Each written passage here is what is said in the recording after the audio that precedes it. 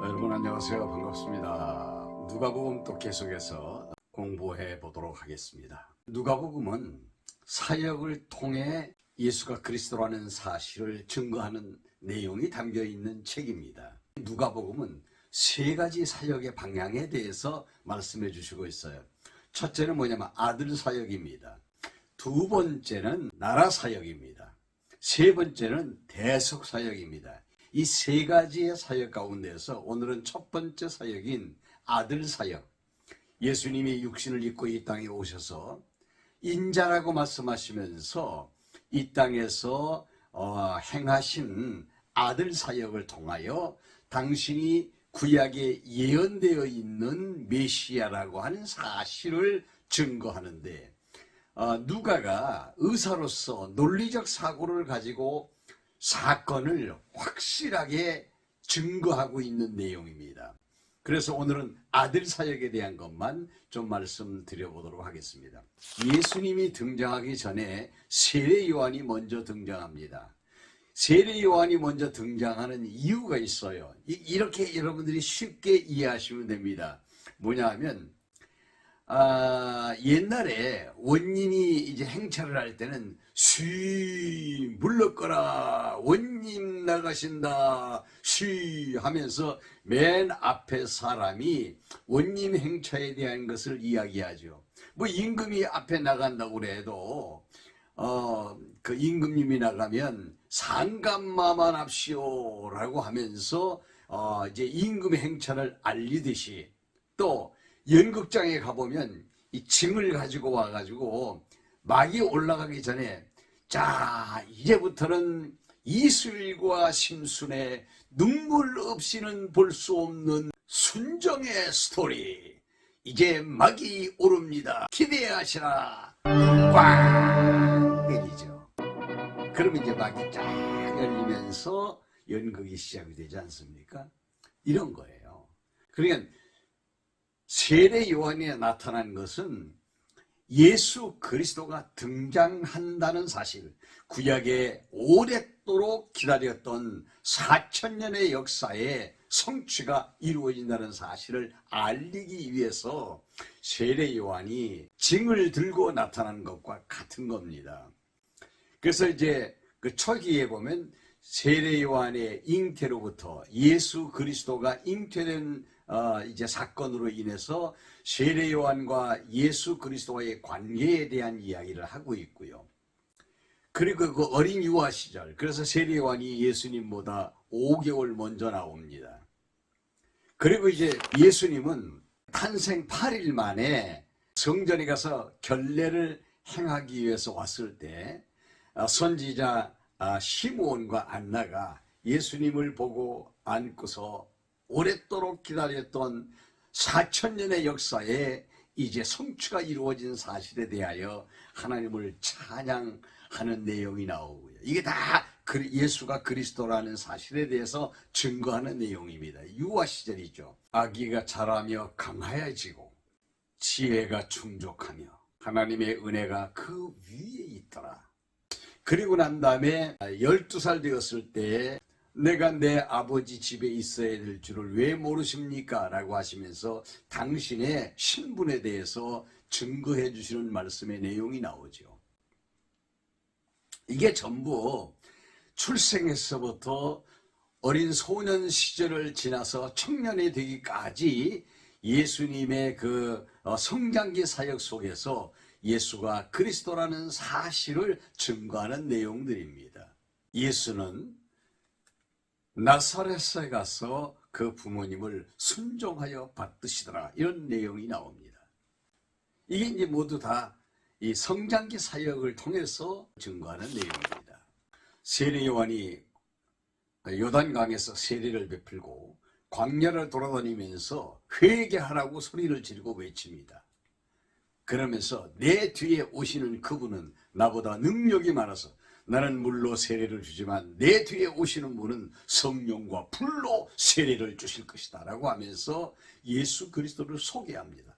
예수님이 세례 받으시러 오실 때 보라 세상 죄를 지고 가는 하나님의 어린 양이라고 하면서 그리스도를 정확하게 소개를 하죠. 그러면서 예수께서 30세쯤 되었을 때 이제 사역을 시작을 하십니다. 예수 그리스도가 하나님의 아들이시라는 사실에 대해서 족보를 통해서 증거합니다. 이 마태복음의 족보는 아담으로부터 출발하지만 그래서 요셉에까지 오고 예수 그리스도에게까지 이제 연역적 방법에 의해서 증거가 되지만 이 누가복음은 밑에서 위로 올라갑니다. 그래서 요셉으로부터 시작해서 그 위에 그 이상은 헬리오 하면서 이 헬리가 마리아의 아버지예요. 그러니까 요셉의 장인이에요. 그러니까 누가복음에 기록된 그 족보는 마리아의 계보를 통해서 쭉 올라가게 됩니다. 물론 요셉도 다윗의 자손이고 마리아도 다윗의 자손입니다. 물론 같지만 여기서는 마리아의 계보를 통해서 그리스도를 증거하는데 특징이 있습니다. 맨 마지막에 가면 그 이상은 아담이요 그 이상은 하나님이라 이렇게 소개하시고 있어요. 그러니까 이 말은 예수 그리스도는 하나님의 아들이시다라고 하는 것을 족보를 통해서 확실하게 증거해주고 있는 내용이죠. 예수께서 40일 금식을 하시고 굉장히 배가 고프셨습니다. 그래서 공생의 사역을 시작하기 전에 금식 기도를 하시고 성령께 이끌려 광야로 가셨습니다. 이 광야에서 이제 어떤 일이 벌어졌느냐, 사단이 나타나서, 즉 그 사단은 옛 뱀이겠죠. 나타나서 예수님을 유혹을 합니다. 마치 에덴 동산에 아담을 유혹하듯이 예수님을 유혹을 합니다. 그때 세 가지 유혹을 당하게 됩니다. 예수님은 성령께 이끌려서 광야로 가셨습니다. 사탄에게 이끌린 게 아니에요. 우리 조상 아담이 세 가지 시험, 무엇입니까? 먹음직하고 보암직하고 지혜롭게 할 만큼 탐스러운지라 뭘 보고? 선악과를 보고 그만 그 유혹을 이기지 못해서 선악과를 범하고 말죠. 이게 뭡니까? 요한일서 2장 16절에 나타난 대로 육체의 정욕과 안목의 정욕과 이생의 자랑이니 이것이 세상으로부터 온 것이다, 마귀로부터 온 것이다 라고 하는 것을 증거해 주듯이 예수님은 이 세 가지 유혹에서 승리를 하십니다.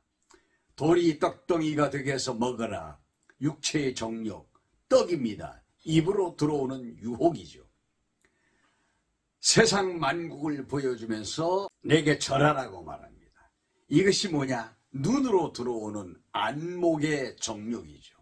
그리고 성전 꼭대기에서 뛰어내리면 너를 받들어 줄 것이다. 종교의 교주가 되라고 하는 것입니다.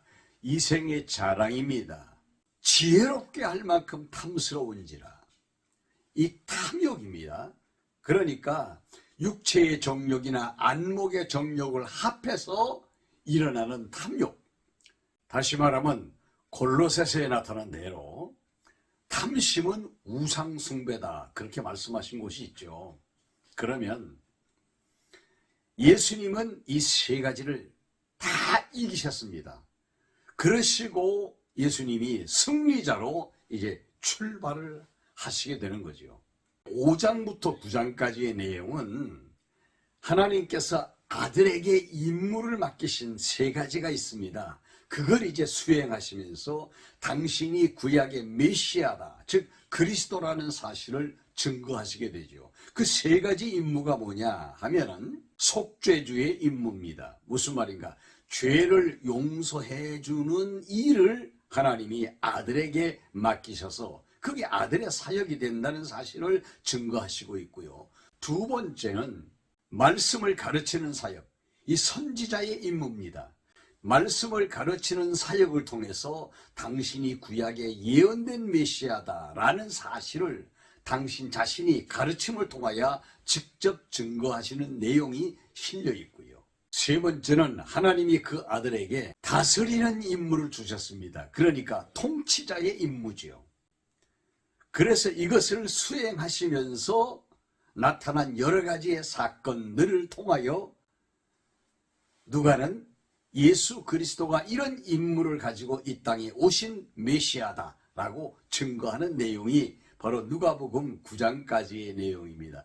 자세한 내용을 다음 시간에 살펴보도록 하고 오늘은 여기서 마무리하도록 하겠습니다. 여기까지 따라와 주신 여러분 대단히 감사합니다. 구독 버튼 안 누르신 분은 구독 버튼 눌러주시고 그리고 좋아요도 꼭 눌러주시기를 바랍니다. 다음 시간에 뵙죠. 감사합니다. 안녕히 계십시오.